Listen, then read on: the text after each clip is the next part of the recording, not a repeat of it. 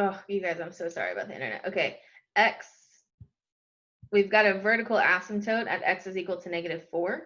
Anytime we have a domain restriction, right, or division by 0 potentially, that's what creates a vertical asymptote.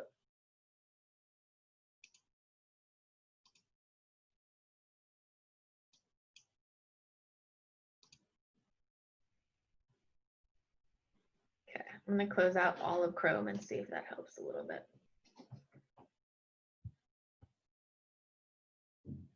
All right. Stop me if you guys didn't hear that again. I'm moving on to example B here. We've got x plus 6 over x squared plus 8x plus 12. Before I do anything, I'm going to put this into factored form and then see if there's anything to simplify. So I have x plus 6 in the numerator, and then in the denominator, I've got a factor here. So x squared plus 8x plus 12, that's going to factor into x plus 6, x plus 2. And we see the first example where I can actually cross things out and simplify. So we can cross out the x plus 6 on the top and the bottom. We've got factors that are being multiplied together, so I can factor those out. And so a simplified form looks like this. Okay, 1 over x plus 2. So here's the deal with discontinuity. Anytime we've got a factor that we cross out that's the same in the top and the bottom, that doesn't create a vertical asymptote because we're going to use the simplified function in order to determine the vertical asymptotes, but it does create a hole. So we're going to say that there is a hole at x is equal to -6, at the value when x is -6. All right, we're not going to talk about examples of holes and actually graphing them until a little bit later on. But there's a hole that's created when x is -6 because that's a factor that we crossed out in the top and the bottom.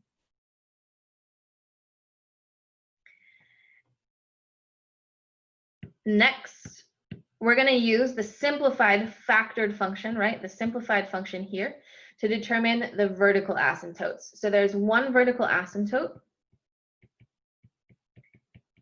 when x is -2, because -2 would make the denominator of that simplified function equal to 0.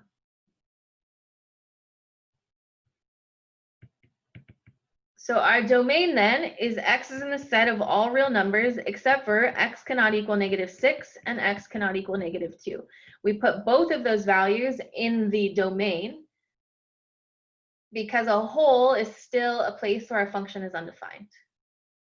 Okay, so holes and vertical asymptotes both get included in the final domain of our function.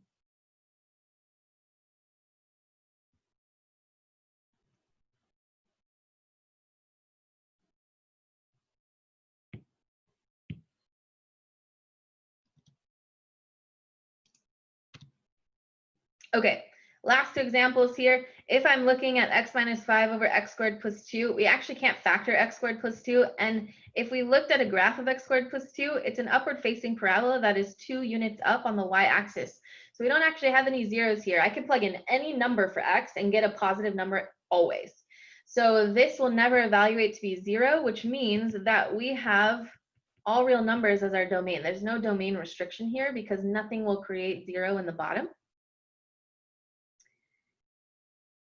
And so we also note that there's no discontinuity.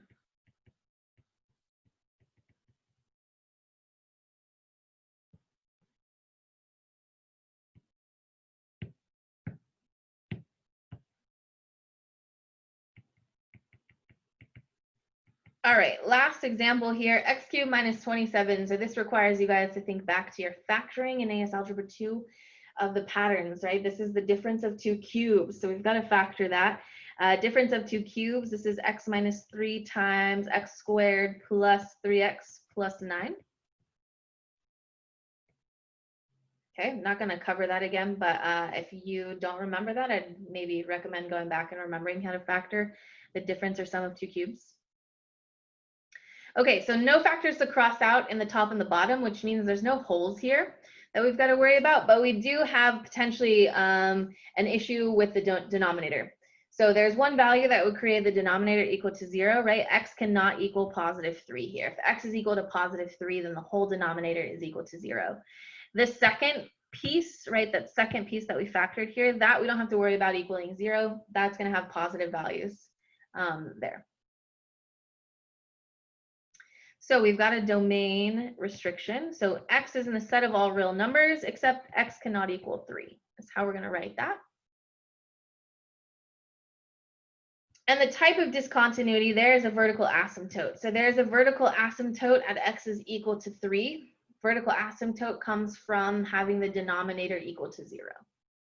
Right? No whole, because we didn't have anything to cancel in the top and the bottom.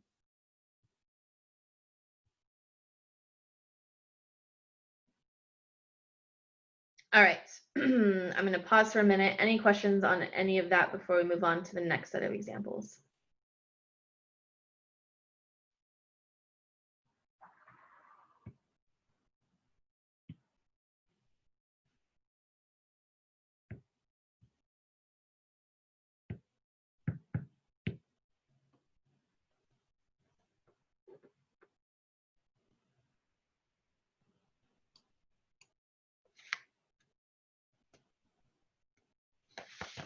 Okay, no horizontal asymptotes yet. Those don't come from domain stuff. We'll see that in just one moment, how we find the horizontal asymptotes. So that's an example of 3. Okay, so let's look at example 2. So section 2, which is right in the middle, we want to use the graph that I've given you guys to determine the different types of asymptotes that we've got. So my order on my screen is a little bit different than the one you guys have on your paper. So I'll do it in the order that you guys have on your paper. So horizontal asymptote first. There is indeed a horizontal asymptote. If we take a look, right, we've got that dashed line that is horizontal here that carries the equation y is equal to 2. So we do have a horizontal asymptote here. In the next set of examples, I'll show you how we actually find that. Next up on your paper is vertical asymptotes, and we have 2 vertical asymptotes in this graph as well. So we've got one that is the line, or that's the equation x is equal to -4. And then the second vertical asymptote is on the other side at x is equal to +4. So we've got vertical and horizontal asymptotes happening here.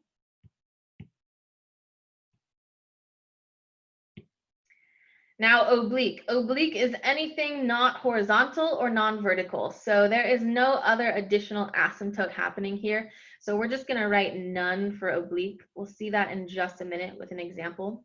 But oblique is non-horizontal, non-vertical. And when we're looking at graphs of rational functions, we will either have a horizontal or an oblique, but we will not have both. All right, so horizontal or oblique, you get one or the other, but not both. So oblique could mean linear, it could mean parabolic, it could mean cubic. Okay, graphs with parabolic asymptotes get real interesting. All right, so in this example, we don't have a horizontal asymptote, so I'm going to write none here. But we do have a single vertical asymptote. That's at the line x is equal to 1. And then we have an oblique asymptote. That's that line. So we've got to figure out the equation of that line. I'm always going to represent a linear asymptote in slope-intercept form. So let's take a look. I know one thing about this right off the bat from looking at the graph. This is going to have a y-intercept of 4. So I'm going to have something plus 4, right? mx plus 4. And then the last thing we need to do is figure out what the slope of this line is. So pick 2 really nice points on the graph. I've got the y-intercept as a point, and I'm going to use this x-intercept here as another point. And I'm just going to use those 2 values in order to find the slope. So rise over run, if I move right 4 and then up 4, our slope is 1. So the equation of this oblique asymptote is just x plus 4.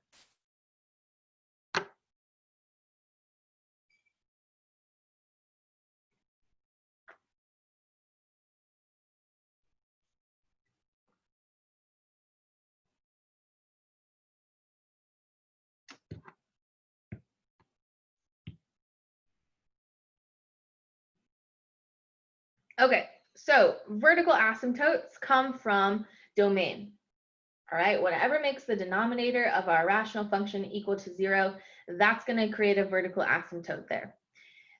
When we're looking to find horizontal or oblique asymptotes, these are called non-vertical asymptotes. We have to perform the long division that's implied by the rational function in order to determine the equation of that non-vertical asymptote. So the first thing we're going to do though is we always put things into factored form, and we're always going to be working with the simplified equation. So anytime we've got something that's the same, like factors same on the top and the bottom, we'll pull those holes out before we start working through the actual simplified function to determine any other asymptotes. So the first thing I'm going to do here in this example G at the very bottom of page 6 is I'm going to factor the top and the bottom. So before we go any further, I need to factor top and bottom in order to make sure there's no holes I can pull out and simplify. So lucky for us, the bottom is already simplified. I just need to worry about factoring the top. 8x squared plus 26x minus 7. This is a little bit tricky because 8x squared, that's kind of a hard one. There's different options. I'm going to try 4x and 2x first. If I multiply 4 by 7, I get 28. And then if I subtract 2, I get 26x's. So 4x minus 1 on the top times 2x plus 7 is how I factor that. And then we see 4x minus 1, we can cross those out. Same on the top and the bottom means we've got a hole there. And I'm just going to note that a hole when x is equal to 1/4. If I were to set 4x minus 1 equal to 0, solve for x, we get 1/4. But our goal here is to find the non-vertical asymptote. Okay, so we do need to factor.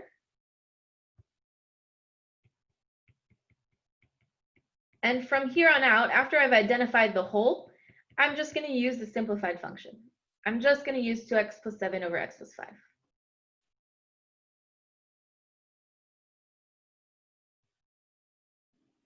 Okay, one thing I need to note here, I have a vertical asymptote at x is equal to -5. When x is -5, the denominator is 0. We've got a problem. So we've got a vertical asymptote at -5. Last thing is to determine that horizontal or that non-vertical asymptote. So it might not be horizontal, we'll take a look. So the way that we're going to do that is by performing the long division implied here. So long division, I am going to put what's inside the numerator underneath the house. That's how I learned it. Don't know how you guys did it. Right, and our divisor goes on the outside. Couldn't do the quicker way where you do the coefficients and then you do the dividing by binomial? Yeah, you can use, there's different things. Synthetic division sometimes will work depending on the coefficients of like the leading terms. And it's really up to you how you guys want to do your long division.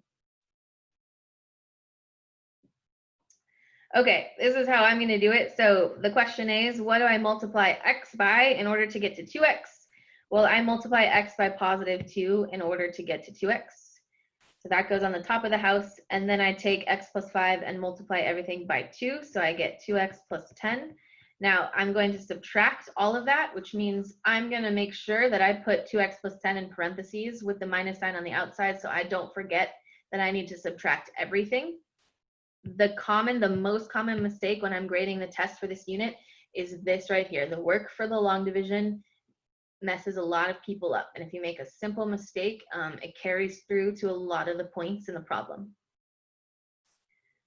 All right, when I subtract 7 minus 10, I get -3 here as my remainder. So here's what I can do.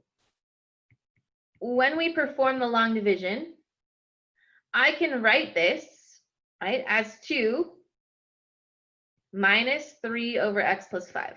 Right, where that -3 comes from the remainder and the x plus 5 is our divisor.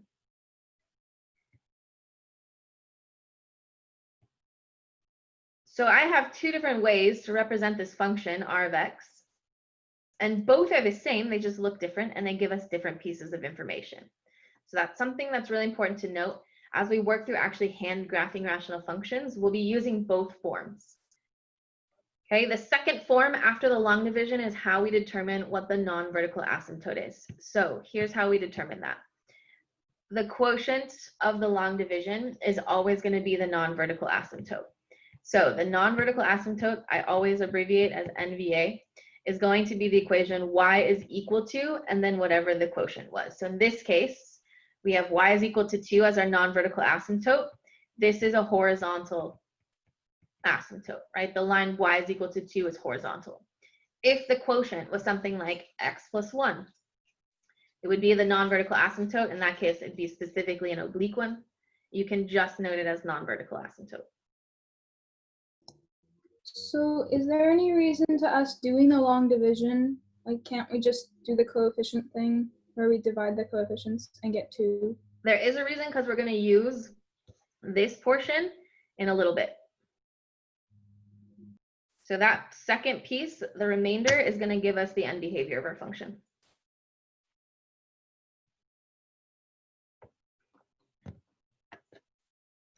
All right, last example like this, and then we're going to actually hand graph one. So we've got this function, x minus 5 over x squared plus 2. This is kind of a little bit of a trick question. This is fully factored. We can't factor x squared plus 2.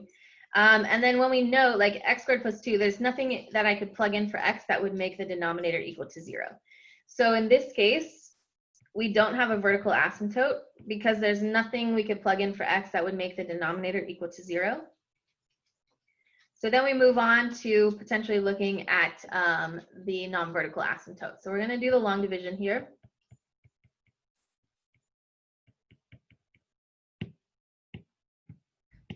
All right, and here's where it gets a little weird. What can we multiply x squared by to get to x?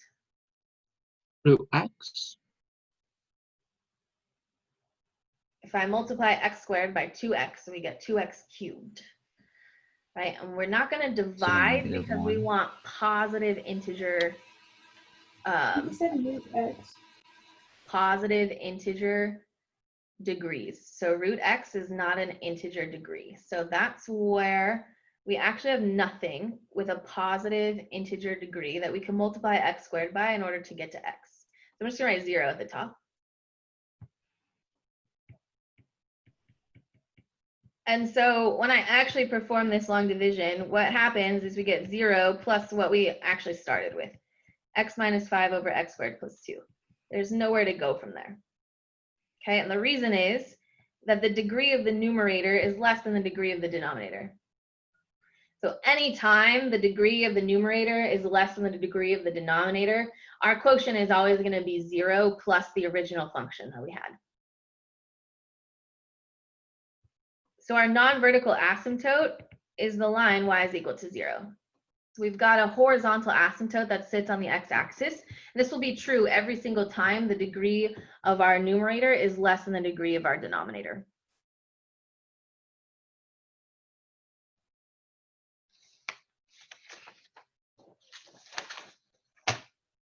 Okay, so factoring, long division, 2 really important things that are going to be really helpful as we get into way more complicated problems that requires a little bit more work. Okay, the next thing before we actually hand graph the last 2 examples today is this. If you guys take a look at pages 4 and 5 in your student note packet, okay, 4 and 5 in your student note packet, there's like a ton of text. There's actually there's nowhere to write. It is just notes on rational functions. I'm going to talk through these concepts with you guys right now. So it's up to you whether or not you want to jot extra notes down, but just know everything I'm going to say in a minute is actually included on pages 4 and 5. So there's going to be a lot of writing on the slides, but it's all there for you guys. Okay, so just note that. So for now, before we get started on the last couple of examples, you guys can just listen in and jot down anything you think is important, but it's all there on pages 4 and 5 for you already, okay? All right, so there are a bunch of pieces of information that I'm gonna ask you guys to fill out about a rational function before we actually get to the graphing of it. So these are all the things that we're gonna be including that you guys are gonna get points for on your test and your homework before we get to the actual graphing of it. So zeros are the first thing. Okay, and how we find the zeros, just like any quadratic, right, that we're used to from AS Algebra 2, you just set y equal to 0 and you solve for x. So in the case of a rational function, all we have to worry about is setting the numerator equal to 0 and solving for x, because 0 divided by any number is always going to be 0, right, assuming that the denominator isn't 0. So we set the the numerator equal to 0, solve for x. Those are going to give us the zeros of our functions, okay, where we cross the x-axis.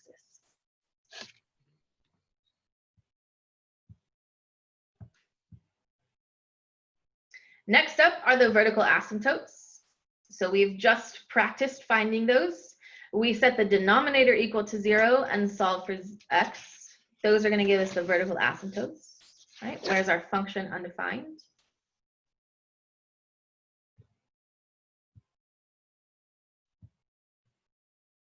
Next up, we're going to graph the y-intercepts if we've got any. So to find the y-intercepts, we just set x equal to 0, solve for y.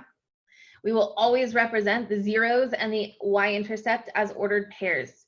So if you don't write it as an ordered pair in your homework or your tests, you're going to lose points. So we want to make sure that the zeros and the y-intercepts are always ordered pairs. And then next up, we've got the sign chart. So what the sign chart is going to help us do is it's going to help us determine where we're going to be drawing our graph.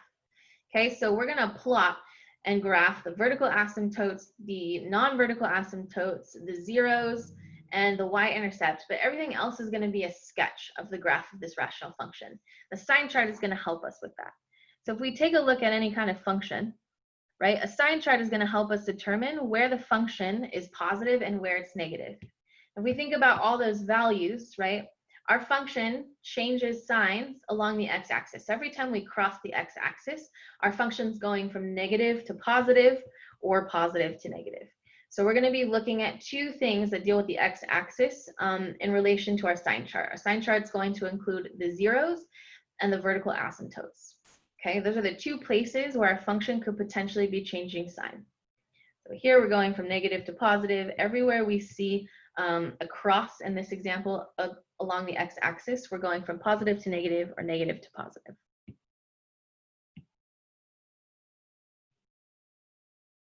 All right, so two values go into the sign chart.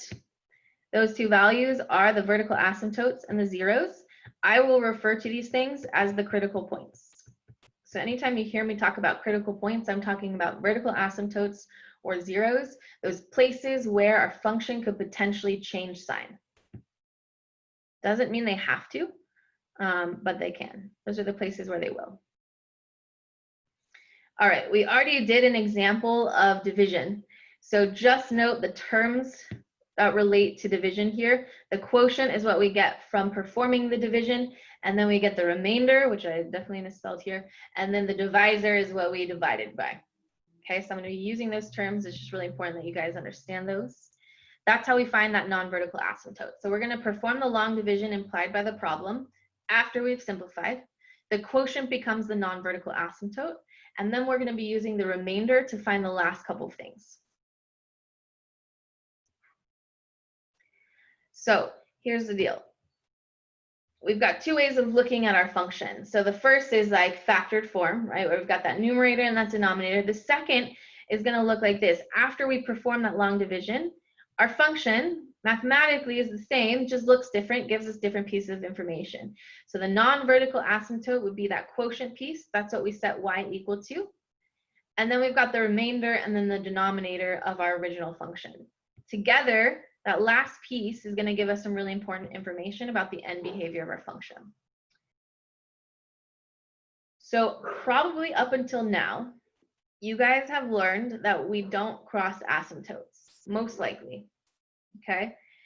When we're dealing with rational functions, there may be cases where we actually do cross the non-vertical asymptotes. We'll never cross the vertical asymptotes, but there might be cases where our function actually intersects the non-vertical asymptote. So in that case, in order to find the intersections of the non-vertical asymptotes in our functions, we have to take the remainder of the long division. So this is where that remainder comes into play. We set it equal to 0 and we solve for the x-coordinate of that intersection points. And then we'll take that x-coordinate and we'll plug it into the equation for the non-vertical asymptote to get the whole ordered pair. And that's a lot of words and it sounds really complicated. And it's going to make, I think, a little bit more sense when we actually go to do that as an example. Right? So just hold off on that until we do an example and we can actually see what all these words mean in action.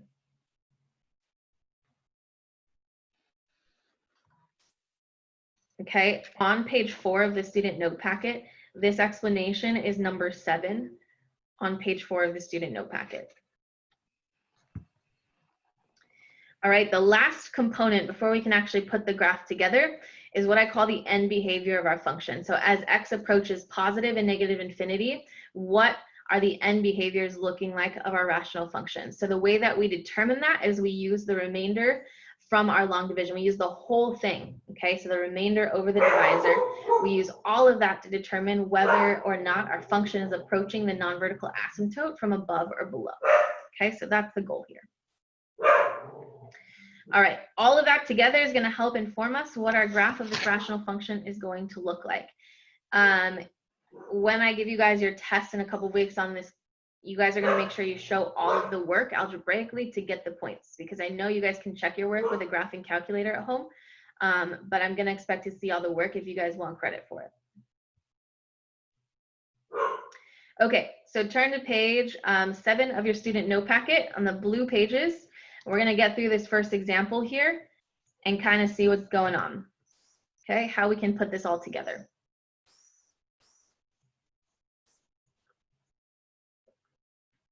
All right, here's what we've got. We've defined our function as 3x plus 6 over 2x minus 6. And the first thing always is we want to make sure that there's nothing we can simplify, nothing we can pull out to make this look less complicated. So I noticed that I can pull a 3 out of the numerator and I could pull a 2 out of the denominator. So I just want to make sure that there's nothing I can cross out, so there's no holes or anything like that to simplify. Okay, lucky for us, there is no factor that's the same on the top and the bottom. There's nothing to cross out here.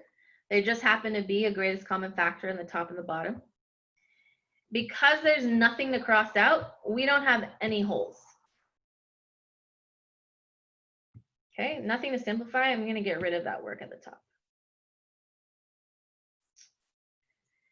All right, moving on to the zeros then. The zeros come from setting the numerator equal to 0 and solving for x. So when I set 3x plus 6 equal to 0, I get x is equal to -2.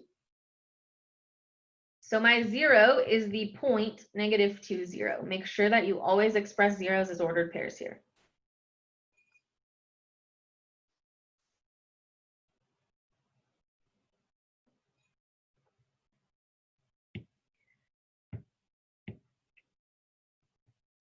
All right, vertical asymptotes come from setting the denominator equal to 0. So when I set this denominator equal to 0, I get x is equal to 3. Now, this is an asymptote. This is the equation of a vertical line. So when I express my vertical asymptotes, it needs to be the vertical line, x is equal to 3.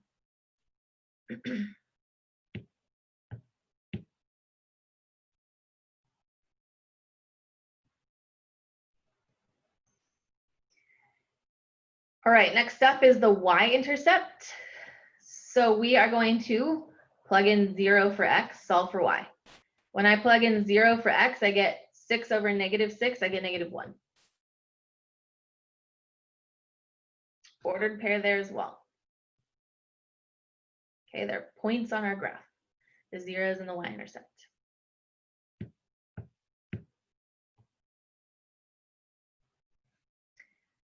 All right, next up is our sign chart. So there are two things that always get included in the sign chart. Those are those critical points that come from the zeros and the vertical asymptotes.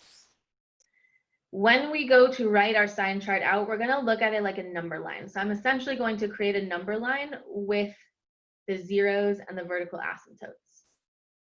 So there's only two values. -2 and 3 are the x values of the zeros and the vertical asymptotes. And when I write them out on the sign chart, I'm going to put them in order, so least to greatest. So I'm going to say -2 and 3. And I want this to look like a number line, so I'm going to include intervals here.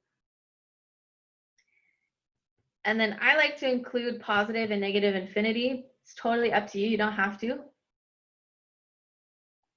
I think it makes the sign chart look a little bit more clear about what it's doing, but completely up to you guys.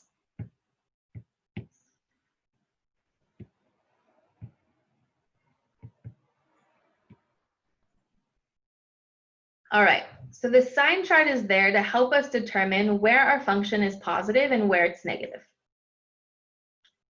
The 3 comes from the vertical asymptote. Okay, so two things. zeros and vertical asymptotes. So -2 comes from the 0, +3 comes from that vertical asymptote. Okay, so we're going left to right, and I'm going to look at this first interval, -infinity to -2. So it would look like that if I were looking at it as interval notation. And I want to know, is our function positive or negative on that interval, -infinity to -2? So what I'm going to do is I'm just going to pick a number on that interval. Pick a really, really negative number, like -100. And I'm going to plug -100 into x and see if I get a positive or a negative number. So if I plug in -100 for x into my function here, right, that looks like this, 2 times -100 minus 6. I don't care what the actual number is that this evaluates to be. I care about the sign. Is it positive? Is it negative? So the numerator, when we plug in -100, is something negative. The denominator is also something negative. So this becomes a negative divided by a negative, which is a positive. So between -infinity and -2 on our graph, our function will be positive.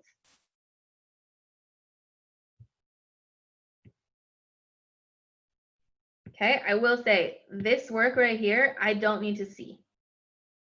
Eventually, I'm hoping you guys will be able to just do that in your head and determine the signs. Okay, so no worries about showing that if you can do that in your head.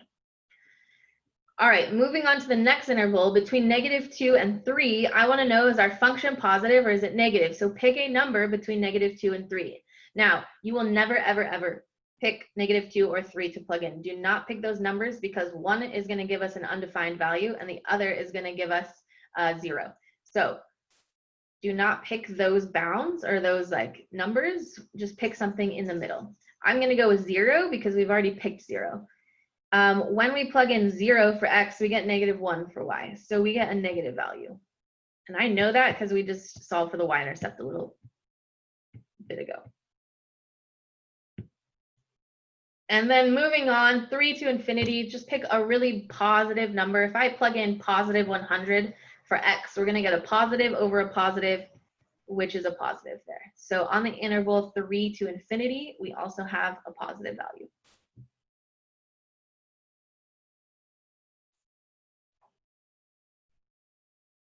I will say one thing.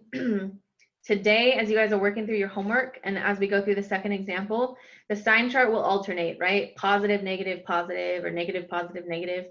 And you'll see that pattern as you go through the homework today. That's fine if you understand that it alternates today, but I am going to warn you guys that we will change that in the next set of examples we do. So the sign chart will not necessarily always alternate positive, negative, positive, negative. Okay, just kind of make a note of that. I would get into the habit of plugging in values for x and then evaluating the sign. All right, non-vertical asymptotes. So everything above the sign chart comes from the factored form of our function. Okay, so everything, whole zeros, vertical asymptotes, y-intercepts, even the sign chart comes from using the factored form of our function. Everything below the sign chart is going to require the long division form. So we're going to perform the long division and then we'll answer all of the questions that are below the sign chart. So let's do the implied division first and then we'll go from there. So I'm going to divide 3x plus 6 by 2x minus 6.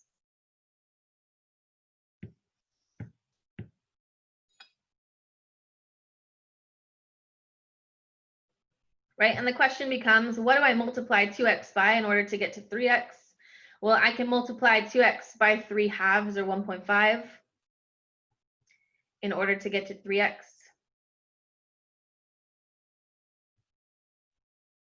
And when I multiply 2x minus 6 by 3 halves, I get 3x minus 9. And then I don't want to forget that I'm subtracting both of those things. So 6 minus -9 ends up being positive 15.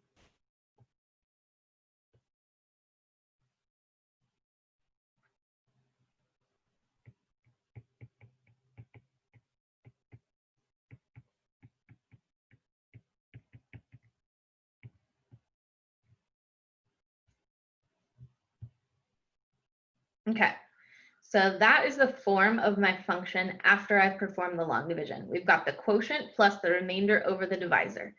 Everything under the sign chart is going to use that form, what I just boxed in green. The non-vertical asymptote is where we're going to start. That is always the line y is equal to, and then the quotient. So in this case, 3/2.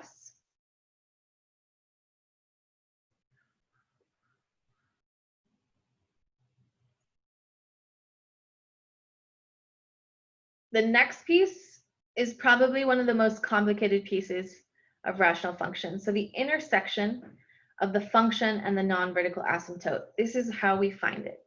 We take the remainder of our long division, okay, or the numerator of the remainder of our long division, and we set that equal to 0 and solve for x. So 15 equal to 0, solve for x. There's no x to solve for in this case. So we're going to say there is no intersection point between the function and the non-vertical asymptote in this example. There's no x to solve for in the numerator of the remainder of our division. Okay, if that was like 15x, we would set that equal to 0 and solve. Right? When there's no x, there's no intersection point. The last piece is then the end behavior of our function. So as x is going to approach positive and negative infinity, we always approach the non-vertical asymptote. So we always are just going to write the equation for that non-vertical asymptote. So in this case, it's just 3/2.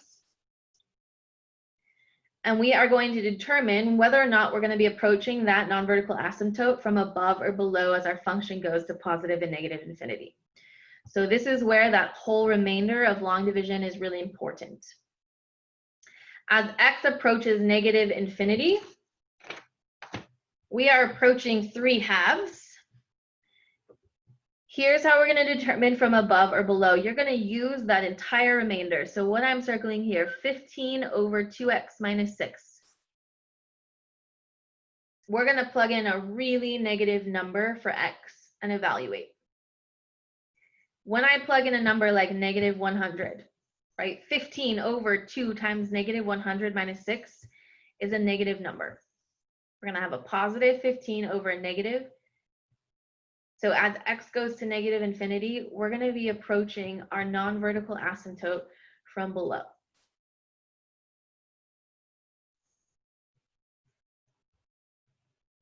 You said put a really negative number into the remainder, or was it a really positive number? Sorry.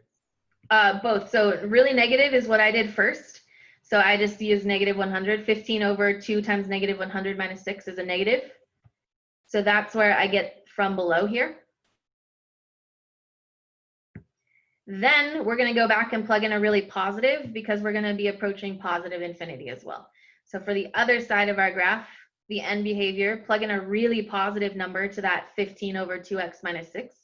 A really positive number is going to give us a positive over a positive.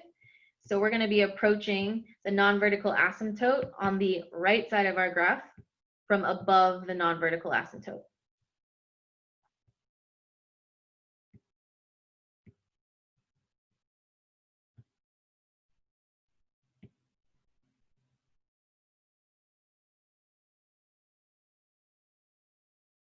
Okay, take a minute. Questions on that before we actually start graphing?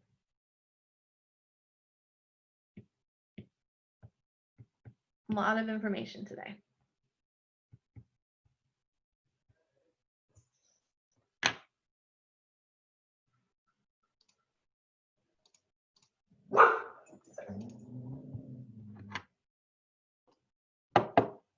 Okay, so let's do this. Let's graph. We are not going to be scaling the x and y axes. I'm going to be counting by 1 on both, which means I'm not going to worry about writing the scale there. In most cases for rational functions, that's going to be the case. We're just going to scale by 1 in most cases. And the first thing I'm going to do, I'm just going to go down the line top to bottom. So we're going to start with wholes, then zeros, vertical asymptotes, y-intercepts. We're going to skip the sign chart though, and then we'll come back to that at the end. So there are no holes to graph in this example, but there are zeros. So I need to graph -2, 0. All right, that is a 0. It's a point. And then the vertical asymptote x is equal to 3. I need to make sure that I graph that. We are always going to graph every asymptote with a dotted line. So make sure you graph that vertical line with a dotted line there.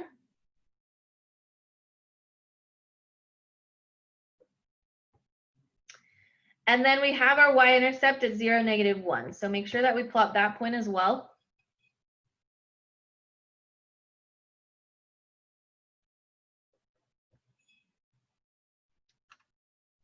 I'm going to skip the sign chart for just a minute. We're going to graph the non-vertical asymptote. So the non-vertical asymptote is that horizontal line y is equal to 3/2 or 1.5. It's an asymptote, so it gets graphed with a dotted line. And then there is no intersection point to have to worry about graphing. So that's it as far as the things that we can accurately graph. The rest now is a sketch of this curve. So we're going to use the sign chart and the end behavior in order to get us the rest of the way. So I'm going to box the bottom. This is the end behavior.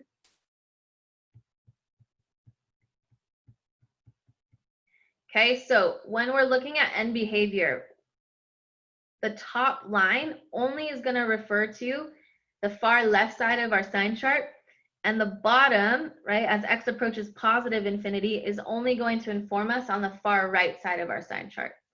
So we're going to put it all together. It's really hard when I can't sit at a whiteboard and actually point things out to you guys. So really unmute yourself if you've got questions, stop me. I know there's a lot of information coming. All right, I'm going to start on the far left side of my graph. Okay, so we're going to move left to right. And the first piece on our sign chart is the interval -infinity to -2. So -infinity to -2 is all of this shaded region of our graph up until that 0. So this is the piece of our graph that I'm going to graph in that space. Now in that space, -infinity to -2, our sign chart tells us that our function is positive. So between -infinity and -2, our function needs to be above the x-axis. Positive means above the x-axis. And the end behavior tells us that we need to be below the non-vertical asymptote. So the first piece of our graph on the far left-hand side needs to be in the space that is below the horizontal asymptote, but above the x-axis. So there's only a really small space where that is true. Above the x-axis, below that horizontal asymptote, is going to be in this space right here.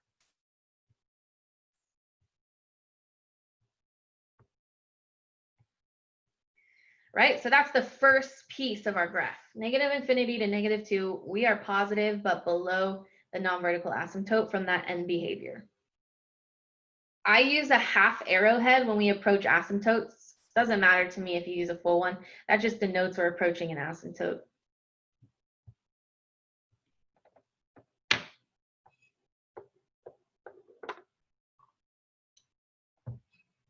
All right, and then the next interval in the middle of our sign chart, -2 to 3. So -2 to 3 is from that 0 all the way over to that vertical asymptote.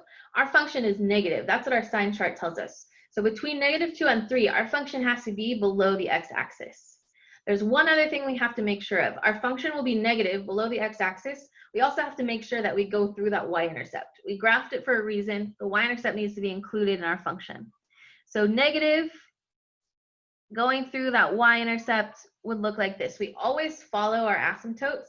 So I know that the shape of my graph is going to approach that vertical asymptote and just go down to -infinity. Again, I've got a half arrowhead on the end of that just to note in my graph that we're approaching an asymptote there.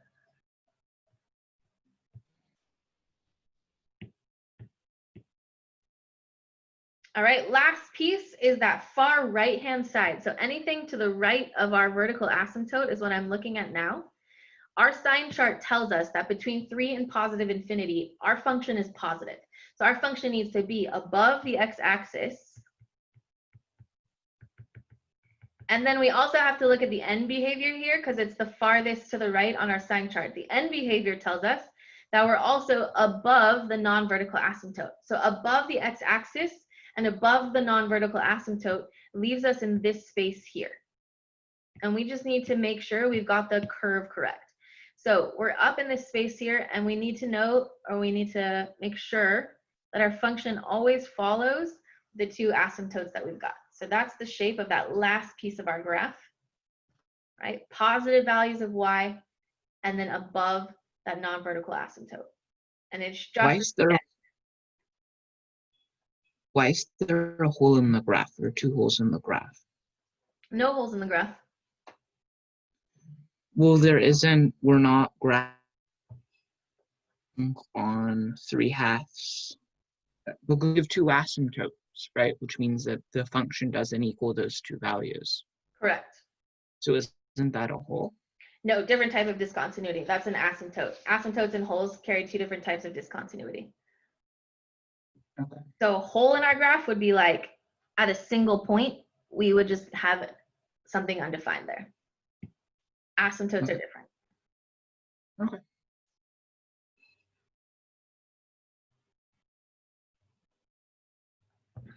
All right. It's a lot. We're starting out a little bit easy. These functions are not quite as complicated as the ones that you guys are going to see on your test. It's just a lot of practice and just knowing how to find all of these things. Once we practice a lot, I don't think they're quite as complicated.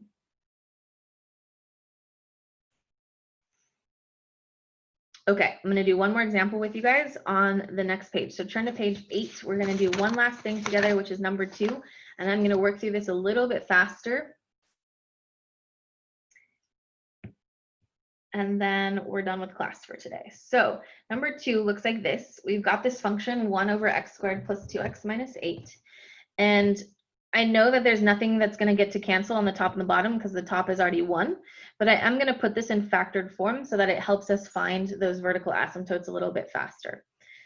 So x squared plus 2x minus 8. How is this going to factor? This is going to be x plus 4 and x minus 2. Again, no factors that we can cancel on the top and the bottom, which means that there are no holes today. And that should be true from all of your homework assignment. Okay, we're going to get to holes another day. It's a different type of example. And then we get to zeros. So remember that zeros, we set the numerator equal to 0 and solve for x. But in this case, the numerator is 1. It's a constant. So there actually are no zeros. There's nothing to solve for x in the numerator. So no zeros to plot. But we do have two vertical asymptotes. So remember, vertical asymptotes come from the denominator. We set the denominator equal to 0, solve for x. So we have 1 at x is equal to -4, and 1 at x is equal to +2.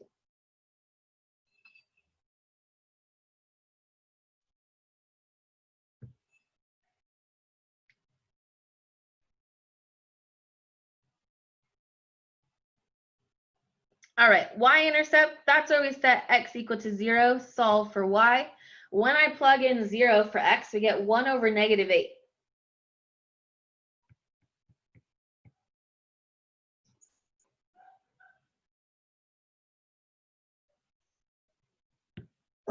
All right, sign chart, next. There are two things that go into the sign chart, those critical points, the zeros and the vertical asymptotes. Now here we don't have any zeros. We do have two vertical asymptotes. We have -4 and 2, and I'm going to make sure that I put those from smallest to largest so that we have something that looks like a number line. And I say I like including infinity and negative infinity, but it's totally up to you guys whether you want to put those in. I just need to see the critical points there. And then we take a look at our function, we evaluate. So I'm going to pick something on the interval from -infinity to -4. Pick a really negative number like -100. And if we plug -100 into our function, 1 over -100 squared plus 2 times -100 minus 8 is still going to yield something positive. -100 squared is a very positive number. So this is going to be +1 over a positive. This is just a positive here. And then -4 to 2, if I pick a number in between, 0 is a great one. I know that we get a negative number because when I plugged in 0 for x, we got -1/8 for y. And then the last interval, 2 to positive infinity, just pick a really positive number, plug it into the function, see what you get. We get 1 over a really positive number, which is positive. Okay, so sign chart goes positive, negative, positive here. So everything from wholes to sign chart, we're going to use that factored form. So in this case, Alex, you could plug it into either form, like 1 over x squared plus 2x minus 8, or the factored form. If there was something we could simplify, like if we could cancel something out of the top or the bottom, then you would use the simplified form. Always use the simplified form.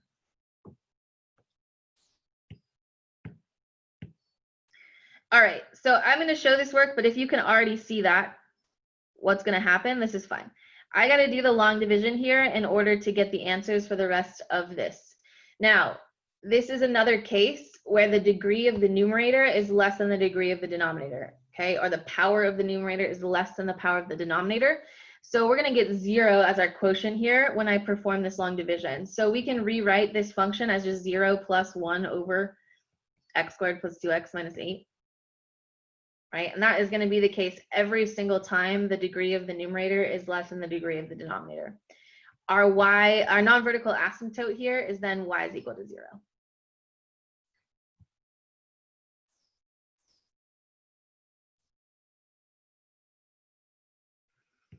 Okay, intersection point comes from setting the the numerator of the remainder. Why is it y is equal to 0? Because that's the quotient of our long division. Right, because the degree of the numerator is less than the degree of the denominator, the quotient of the long division is always 0, which is where we get that y equals 0 for our non-vertical asymptote.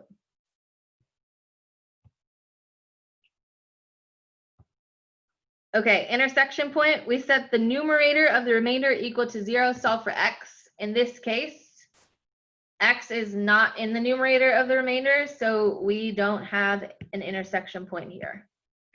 We just say none. It's just like the last example. Okay, nothing to solve for by setting the numerator of the remainder equal to 0 and solving for x. All right, last piece, that end behavior. We always approach the non-vertical asymptotes. In this case, it's 0. We just need to know whether from above or below. So that last piece is going to come from taking that whole remainder, which is actually the original function here, and plugging in a really negative number and a really positive number for x and seeing what happens. So as x approaches negative infinity, this line here, we are approaching 0 from, take a really negative number, plug it in for x and see what we get. Okay, the numerator is 1, it's always going to be positive. If I take a really negative number and square it, that will also be positive. So we're going to be approaching from above because that evaluates to be positive.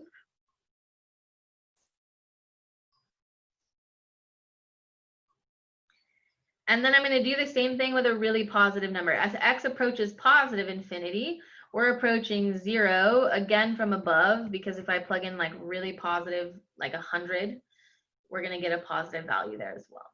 Right? And that's going to match up with our sign chart because our non-vertical asymptote is the x-axis. It's the line y is equal to 0. That should match our sign chart perfectly.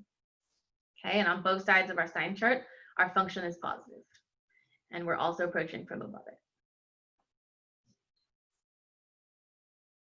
Okay, so end behavior relates directly to the non-vertical asymptote. So sometimes, like when the non-vertical asymptote is the x-axis, the end behavior is going to match the sign chart. But if the non-vertical asymptote isn't y is equal to 0, then it might differ. And that's where the end behavior piece becomes an important component. Okay. Alrighty, so let's graph this in 4 minutes before class ends. Drop your x and y axes here.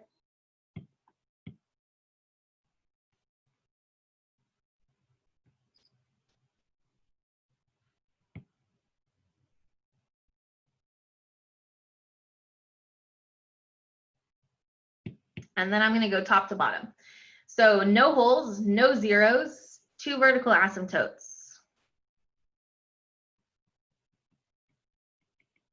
So x is equal to -4 and x is equal to 2. One non-vertical asymptote, that is the line y is equal to 0. So here's the deal. If you are graphing with a pencil, which I would highly recommend here, you are either going to put your dotted line like slightly below the x-axis or slightly above it, so that I can know that there is a dotted line over your line for the x-axis. Okay, so just make it really clear that there is an asymptote there sitting on the x-axis. Okay, no intersection point. So now we go to the sign chart and the end behavior. Now, the sign chart and the end behavior, as we go from -infinity to -4, so I'm looking at the far left side of our graph here, all the way up to that first vertical asymptote. Our function is positive and above the non-vertical asymptote. Positive and above the non-vertical asymptote. Well, because the non-vertical asymptote and the x-axis are the same, our function has to live in this space here. We always follow both asymptotes. So it's just going to curve up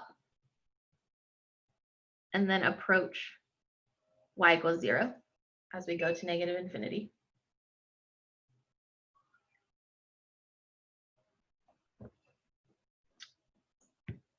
I do realize I forgot one thing. I forgot to plot that y-intercept. So 0, -1/8, you guys, just do your best somewhere there, right? My trick is, like, if you make the point big enough in that space, it will cover -1/8 at some point.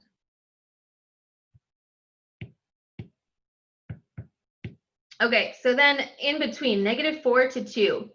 So that is like between the 2 vertical asymptotes, our function is negative. That's what our sign chart says, or negative. But we have that y-intercept. So we have to make sure that we go through that point, 0, -1/8. So this is going to be like almost like a downward facing parabola. It's not going to be exactly parabolic. If we were to actually graph this in a graphing calculator, it's kind of like lopsided. But we're sketching the rest of this. So we're going to come up, hit that y-intercept, and then we're going to come back down. So we're always negative. We never cross the x-axis. We don't even touch it. But we do have to hit that y-intercept and then come back down. And then very last side, on the far right from 2 to +infinity, our function is positive, also sitting above the non-vertical asymptote in that case. So it's going to look very similar to the far left side of our graph, right? Where we're above that x-axis, above that non-vertical, and we're just kind of sitting there in a sketch. Okay, no holes to graph there, no zeros. That's what our function is going to look like.